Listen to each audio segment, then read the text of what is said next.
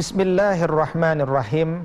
Pemirsa TV One yang kami doakan mudah-mudahan senantiasa berada dalam keberkahan dan kemudahan dalam kehidupan di dunia ini. Kita masih melanjutkan kajian kita tentang 7 gerigi kunci jannah sebagaimana disebutkan oleh Wahab bin Munabbih, bahwa gerigi yang kedua yang hendaknya kita hadirkan dalam kunci la ilaha illallah untuk memasuki surganya Allah Subhanahu wa taala itu adalah yang kedua al-yakin. Yaitu kedua adalah al-yakin, yaitu keyakinan. Bagaimana kemudian iman kita kepada Allah Subhanahu wa taala itu tidak boleh ada keraguan sedikit pun. Allah katakan innamal mu'minuna alladzina amanu summa lam yartabu, ya. Bahwa orang-orang beriman itu adalah orang-orang yang beriman kepada Allah dan kepada Rasulnya, dan dia tidak ragu sama sekali, tidak ada syak dalam dirinya, dia betul-betul yakin. Karena itu sampaikanlah kalimat la ilaha illallah itu dengan betul-betul penuh keyakinan yang mendalam kepada Allah Subhanahu wa taala. Bahkan ketika kita membaca Al-Quranul Karim, Allah katakan zalikal kitabu la raiba fihi hudan lil muttaqin. Kitab Al-Quran itu tidak ada keraguan di dalamnya. Sebagai apa? Sebagai petunjuk bagi orang-orang bertakwa. Jangan pernah ragu sedikit pun, sedetik pun tentang kebenaran agama ini. Jangan pernah meragukan sedikit pun tentang kasihnya Allah Subhanahu wa taala. Jangan pernah meragukan sedikit pun tentang kasih sayang dan rahmatnya Allah Subhanahu wa taala. Karena itu kemudian keyakinan al-yakin, ya, adalah satu target dalam kehidupan ini, ya, agar kemudian manusia mampu menambahkan gerigi yang kedua dalam kunci menuju jannahnya. Apa gerigi yang ketiga yang dapat dia penuhi dalam gerigi kunci tersebut? Yaitu yang disebut sebagai al-ikhlas, ya, al-ikhlas. Al-ikhlas ini adalah lawannya asyirku dan ar-riya, ya. Dia lawannya syirik dan riya. Ya, ketika kita betul-betul mengimani kepada Allah Subhanahu wa taala, maka sejatinya kita menjauhkan diri kita kepada apapun selain Allah Subhanahu wa taala. Kita tidak mengharapkan apapun selain Allah Subhanahu wa taala. Bukankah sesungguhnya Allah mengampuni semua dosa manusia kecuali ketika orang itu wafat dalam kondisi syirik kepada Allah Subhanahu wa taala. Karena itu jangan pernah gadaikan iman kita dengan sesuatu yang sedikit. Karena sesuatu yang paling mahal dan paling berharga dalam jiwa kita adalah keyakinan kita kepada kebenaran agama ini, keyakinan kita kepada eksistensi dan wujud daripada Allah Subhanahu wa taala. Bagaimana dengan riya? Riya ini adalah satu amalan di mana manusia melakukan sesuatu untuk mengharapkan ridho manusia. Ketika manusia mengharapkan sesuatu dari manusia, maka pada saat itu dia telah menomorduakan Allah. Allah tidak ingin dinomorduakan, bahkan disamakan saja dengan makhluknya, Allah menolak. Karena itu tidak pantas manusia untuk mengharapkan ridho manusia. Ridho Allah Subhanahu wa taala menjadi satu hal yang paling kita rindukan bersama. Ya, kata Fudail bin Iyad, kalau engkau hendak melakukan satu kebaikan, tapi kemudian engkau meninggalkan karena manusia, justru engkau telah melakukan kesyirikan itu sendiri. Justru apa yang kita lakukan ketika kita hendak melakukan dan kita khawatir disebut riya, berlindung kepada Allah. Berlindung kepada Allah, ya, bacalah ta'awuz, luruskan niat, lanjutkan. Jangan pernah hentikan perbuatan baik karena khawatir disebut riya. Karena memang yang namanya syaitan akan selalu menguji ketulusan dan kebersihan jiwa manusia. Karena itu tugas kita setiap hari adalah memperbaharui niat kita, menguatkan motivasi kita hanya untuk Allah Subhanahu wa taala. Ya, pada gerigi yang ketiga ini al-ikhlas, ya, sebagaimana ada surat al-ikhlas.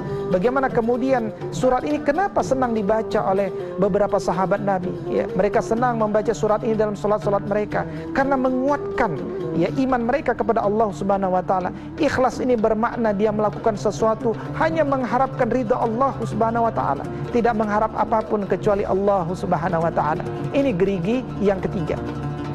Apa gerigi yang keempat? Yaitu gerigi as-sidqu, yaitu membenarkan. Ya, lawan daripada as-sidqu adalah al-kadzabu, yaitu mendustakan. Ya, lihat, perhatikan dalam Quran surat Al-Munafiqun. Di awal surat Al-Munafiqun ayat pertama Allah Subhanahu wa taala katakan, Bismillahirrahmanirrahim. Idza ja'akal munafiquna qalu nashhadu innaka la rasulullah wallahu ya'lamu innaka la rasuluh wallahu yashhadu innal munafiqina lakadzibun. Orang-orang munafik itu dia pendusta.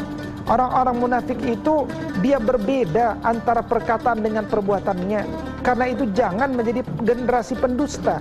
Biasalah menjadi generasi jujur, ya. Karena itu ketika misalkan kita berdoa kepada Allah Subhanahu wa taala, ya, ihdinas siratal mustaqim siratal ladzina an'amta alaihim ghairil maghdubi alaihim waladdallin amin.